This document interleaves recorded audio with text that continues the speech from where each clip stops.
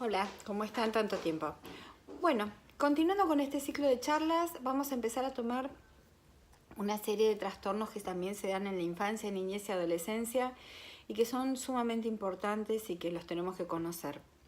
Me estoy refiriendo a todos los trastornos afectivos, específicamente a los trastornos del humor y a los trastornos de ansiedad. Habíamos definido humor a una cosa muy simple que con esto me van a comprender absolutamente todos, que es cómo yo me siento. Me puedo sentir alegre, me puedo sentir triste, puedo estar excitado, puedo estar a veces excitado y puedo a veces estar triste. Pero ¿qué sucede? Nosotros estamos hablando de niños y adolescentes. Y es muy complicado poder hacer el diagnóstico de una depresión en un chico pequeño o en edad escolar o en jardín, yendo un poquito más para atrás, y también en el adolescente. ¿Existe esta enfermedad en infancia? Así es, existe. Y para poder detectarla primero tenemos que saber que existe, porque si no vamos a pensar que no es esto lo que está sucediendo. No obstante, previamente vamos a tener que seguir con el esquema de poder hacer los diagnósticos diferenciales. Entonces vamos a definir a los trastornos afectivos como un trastorno del humor, a la depresión, a la enfermedad en la cual o al trastorno en el cual el humor está bajo, a la manía, que es otro trastorno afectivo cuando el humor está exaltado, y al trastorno bipolar cuando hay oscilaciones entre el humor depresivo y la manía, que es el humor exaltado. Entonces vamos a empezar a hablar de la primera parte, que es la depresión. La depresión está considerada en el niño desde no hace muchos años y además si ustedes miran los manuales van a ver, sobre todo en el manual americano, que para hacer tal diagnóstico se tienen que referir a la parte de los adultos, donde va a estar descrito el trastorno afectivo correspondiente a la depresión, pero específicamente en el chico va a nombrar dos síntomas que van a ser capitales para poder hacer el diagnóstico, que es la irritabilidad y la pérdida de la curva pondo-estatural, pondo-peso, estatura-crecimiento.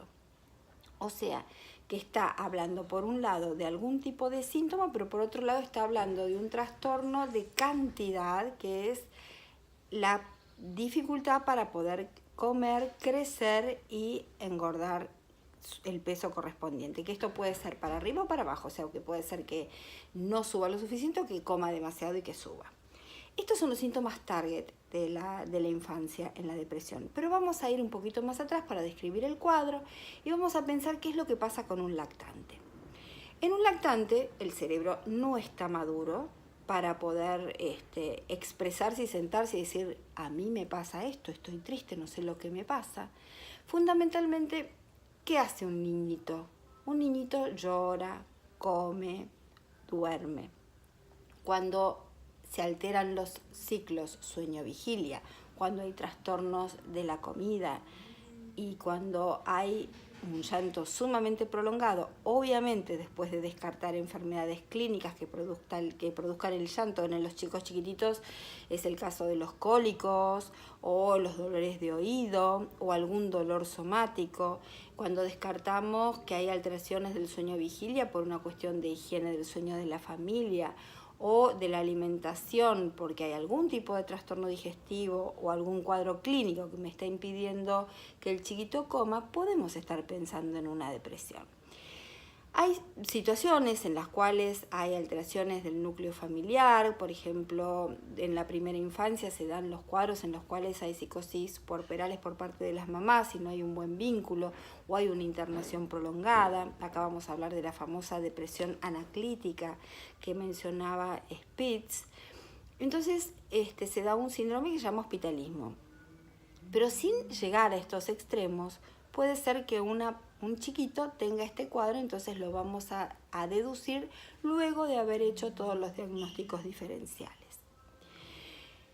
Los neurotransmisores, el área frontal, tanto a nivel de estructura como la estructura de la corteza, como la formación de los neurotransmisores que están implicados en estos cuadros que tienen que ver con la formación a nivel del sistema límbico y la acción en el sistema límbico de los neurotransmisores que actúan a nivel de la depresión, como es el caso de la serotonina, de la noradrenalina y de la dopamina, pueden formarse más tarde, entonces el niño va a expresar según el sustrato psicológico y clínico y evolutivo que tenga que expresar. Entonces dijimos que en el lactante, sueño, alimentación, crecimiento.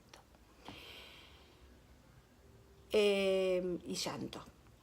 ¿Qué sucede cuando son más grandes? Cuando son más grandes ya el chico es preescolar, tiene que controlar esfínteres alrededor de los 2 años, ¿se acuerdan que habíamos visto toda la parte evolutiva?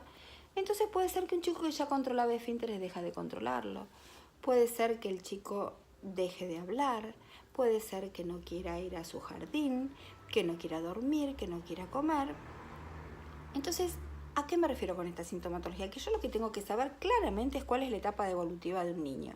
Si empieza a perder estas pautas en un periodo de por lo menos 2 semanas, puedo empezar a pensar luego de descartada cualquier causa clínica que podemos estar cursando con una depresión. Es sencillo porque generalmente hay una causa externa que pueda provocar la sintomatología afectiva, con lo cual, evaluando toda la situación familiar, voy a poder llegar al diagnóstico.